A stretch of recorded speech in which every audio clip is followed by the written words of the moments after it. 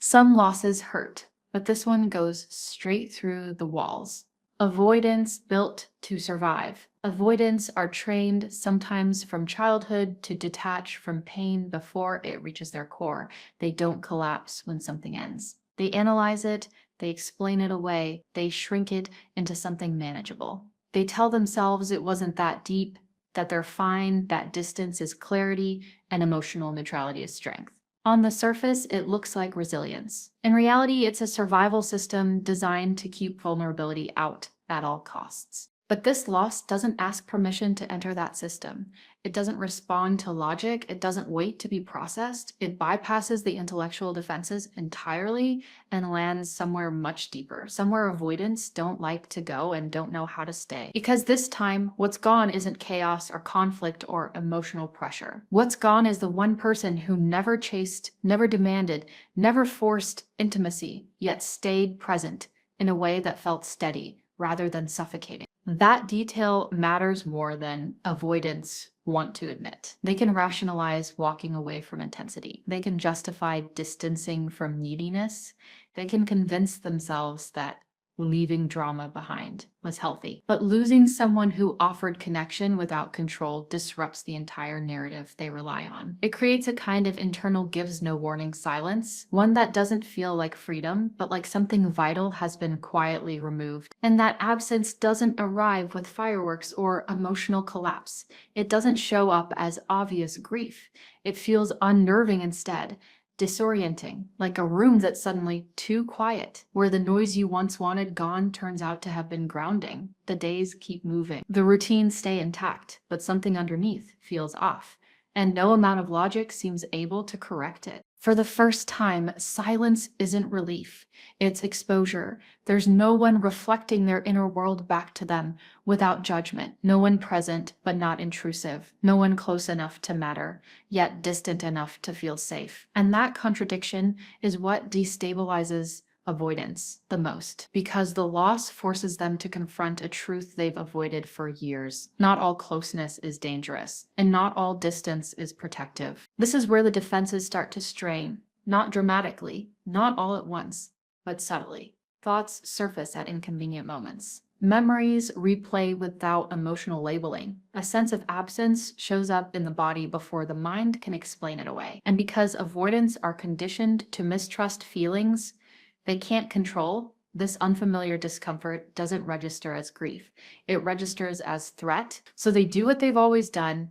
They try to minimize it, stay busy, stay detached, tell themselves it will pass. But this loss lingers precisely because it doesn't fit the usual pattern. It wasn't fueled by chaos or dependency.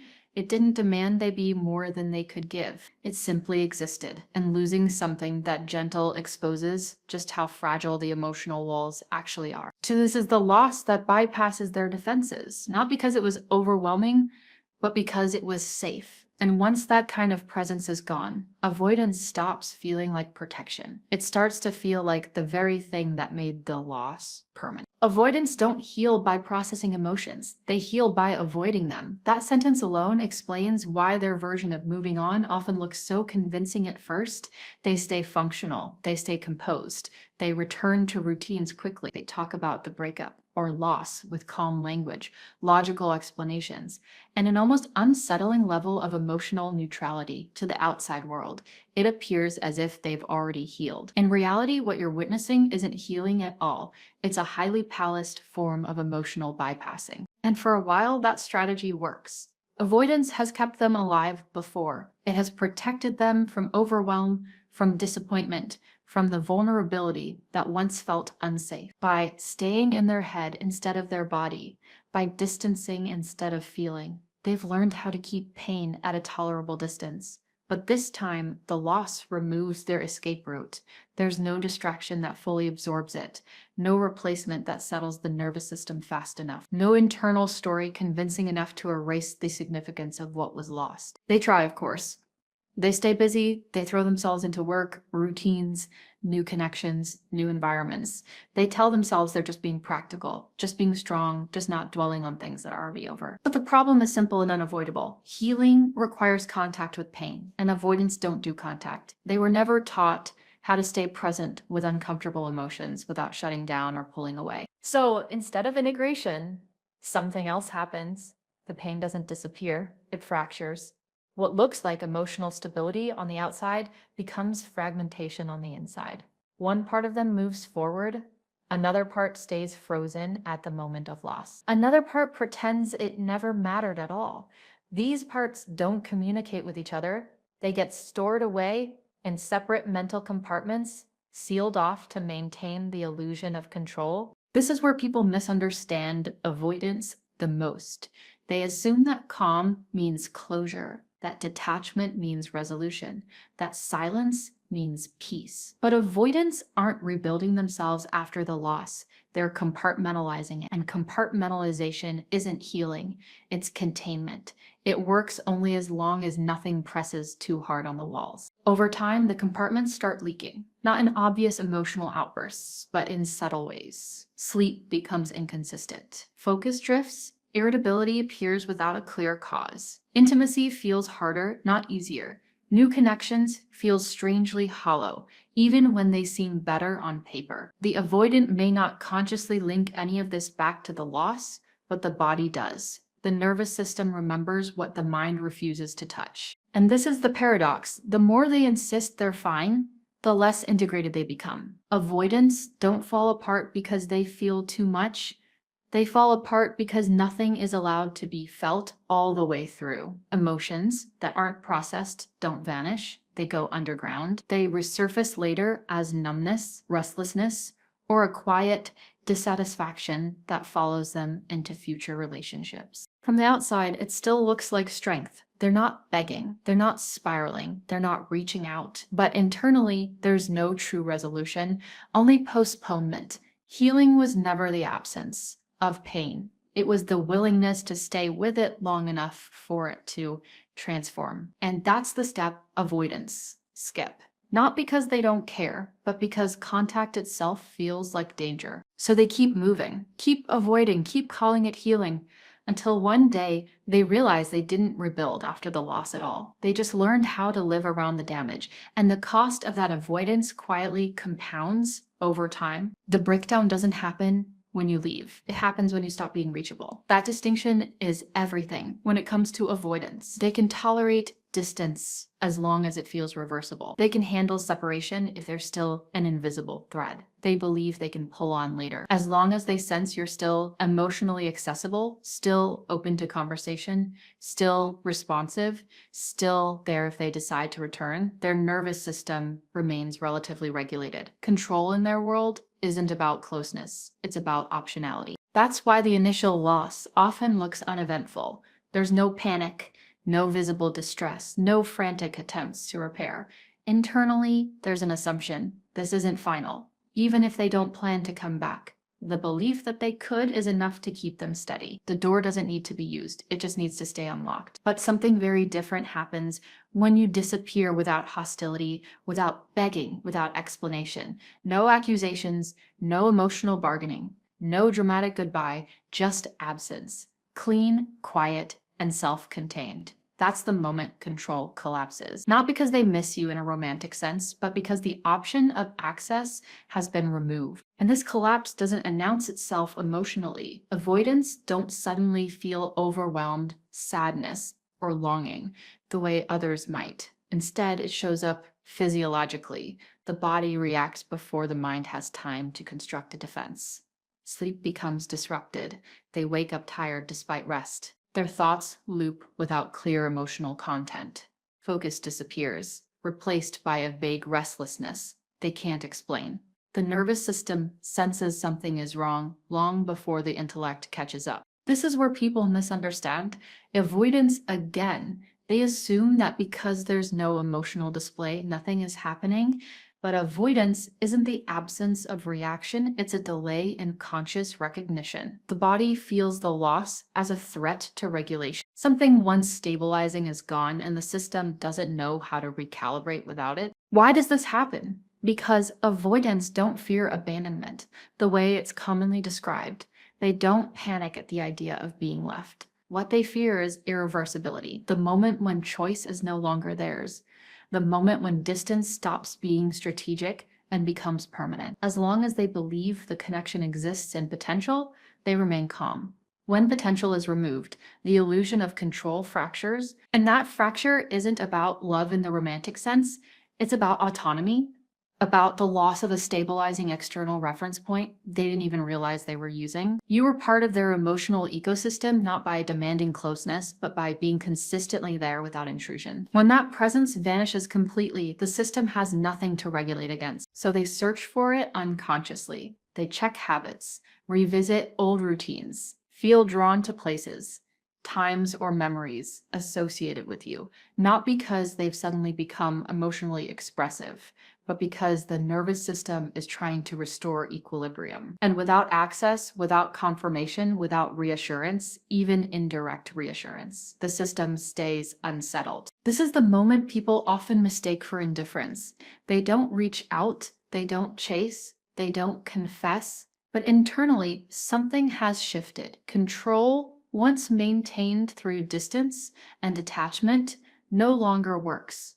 Avoidance stops providing relief. It starts amplifying discomfort. And that's the truth few people see. The most destabilizing thing for an avoidant isn't being left, it's realizing they can't undo it. That the door they assumed would remain open has quietly closed, and once irreversibility sets in, no amount of logic can fully restore the sense of control they once relied on. Avoidants don't fall apart loudly, they unravel privately. If you're waiting for the moment where everything spills out in a dramatic confession, it never comes. There are no frantic calls in the middle of the night. No sudden apologies filled with emotional clarity, no grand realizations spoken out loud. Avoidants don't process collapse through expression, they process it through containment. And that means the deterioration happens quietly, almost invisibly, where no one else can see it. On the surface, life continues as normal. They show up to work, they maintain routines, they even appear calm, composed, and unaffected. But internally, something begins to fray. Not all at once, slowly, in fragments. The mind starts replaying moments they never allowed themselves to fully register while the relationship was still alive. Small interactions, subtle gestures, times when you were present without asking for anything in return. These memories surface without warning, not as nostalgia, but as unfinished emotional business. They don't revisit these moments with clarity or self-compassion. They revisit them with confusion. There's no clear narrative to attach to the feeling, just a sense that something was missed. Something mattered more than they let themselves admit at the time. And because avoidants are disconnected from emotional language, this recognition doesn't arrive as grief, it arrives as restlessness, as irritability, as a vague heaviness that doesn't respond to logic. This is where guilt begins to emerge, but not the kind that comes with insight. It's guilt without context, guilt without a storyline. They don't think, I hurt someone I loved. They feel something closer to something went wrong and I don't understand how. That lack of emotional framing makes the experience even more destabilizing. There's no clear problem to solve, no action to take, no apology that feels sufficient or even accessible. Alongside guilt comes longing. But again, not in a recognizable form. It's not longing for reunion. It's not missing you in a way that prompts action.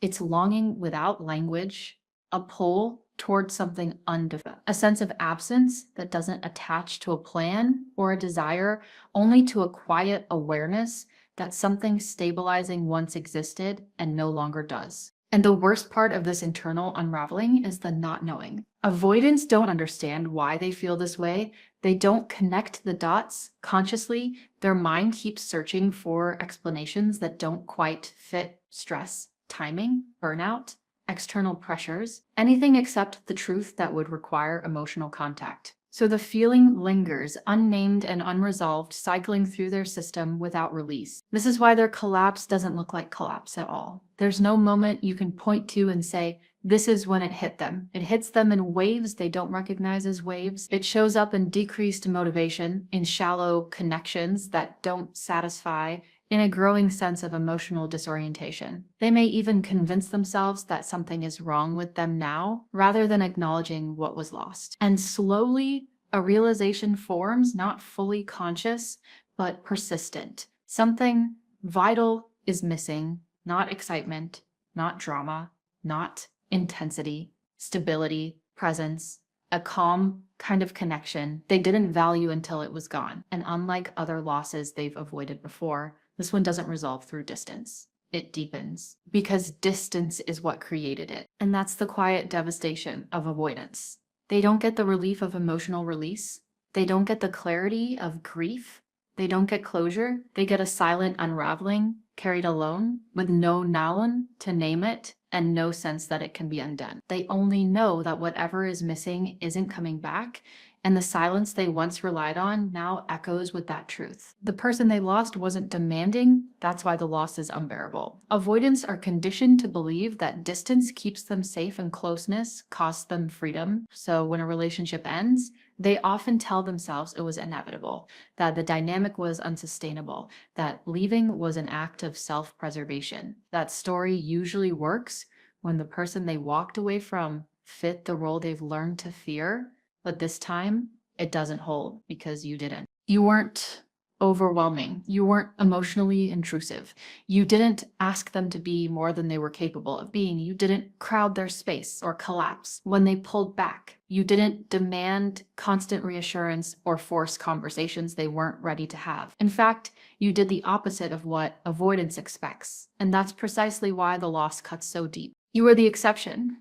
The rare presence that felt safe without pressure, the kind of closeness that didn't threaten their autonomy. You allowed space without disappearing. You offered connection without control. You didn't chase when they withdrew, but you also didn't punish them for needing distance. That balance is something avoidants don't encounter often, and when they do, they don't always recognize its value in real time. At the moment, it felt neutral, manageable, non-threatening, which paradoxically made it easy to underestimate. Avoidants are trained to respond to intensity, not steadiness. They notice what overwhelms them. They react to what feels urgent. What's calm and consistent fades into the background, mistaken for something that will always be there, something that doesn't need protecting. So when that presence disappears, the realization arrives late and without mercy. Losing drama is easy to rationalize. Losing safety is not, because safety doesn't challenge their defenses. It exposes them. It quietly asks a question they've spent years avoiding.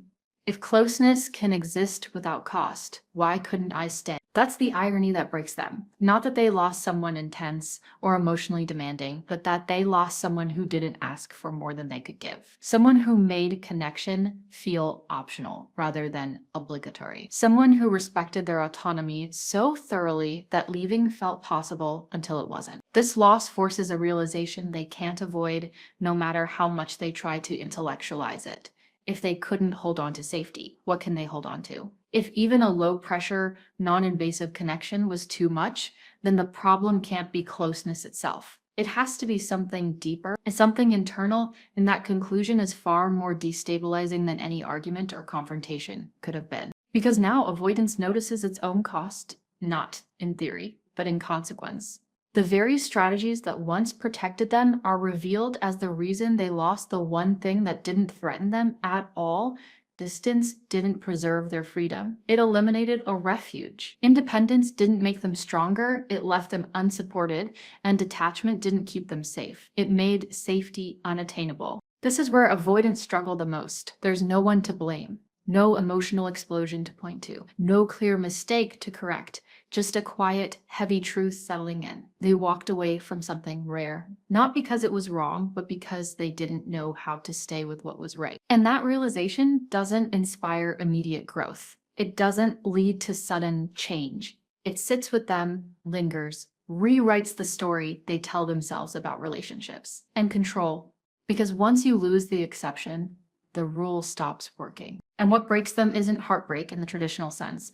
It's the understanding that the safest connection they ever had is the one they let go of, and that safety may not present itself again in the same way. Avoidants don't fall apart because they loved too deeply. They fall apart because they didn't allow themselves to That is the truth that sits at the center of everything they experience after the loss, even if they never put words to it. Their pain isn't born from emotional it's born from emotional restraint. From all the moments they felt something and pulled back, all the times connection surfaced and they shut it down before it could take shape. They don't grieve you the way others would. There is no open mourning, no visible heartbreak, no period of emotional collapse that signals loss to the outside world. Their grief arrives late and sideways. It shows up as delayed recognition, the slow understanding of what something actually meant, only after it's gone, not when the relationship ended, but months later. Sometimes years later, when distance has removed all defenses except awareness. And this grief doesn't come with tears. It comes with internal disorientation, a sense that something in their emotional compass is permanently misaligned. They move forward, but nothing feels quite right. Connections don't land the way they used to.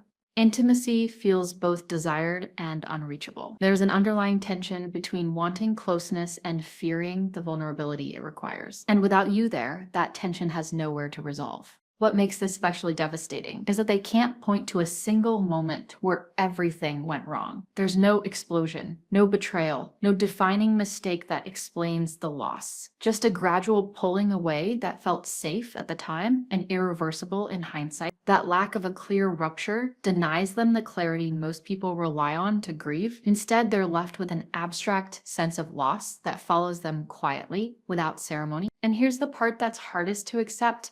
You don't need to return for them to break. You don't need to explain. You don't need to confront them with what they lost. Your absence already did the work. The finality of your disappearance forces the realization they avoided while you were still there. As long as you were reachable, their systems stayed intact. Once you weren't, the truth had space to settle. That truth isn't that they failed you, it's that avoidance cost them something they can't easily replace. It cost them a connection that didn't demand more than they could give, yet offered more than they understood how to receive. It cost them the chance to learn that intimacy doesn't always come with loss of self. And realizing that too late creates a kind of regret that doesn't resolve. It integrates. Some losses don't teach avoidance to heal. They teach them what avoidance costs, when the lesson can no longer change the outcome. By the time the insight arrives, the opportunity has passed. The person is gone. The door is closed. And growth, if it happens, happens without you there to witness it. This is why the impact of your absence is deeper than any argument or plea could have been. You didn't need to make them understand. You didn't need to prove your value.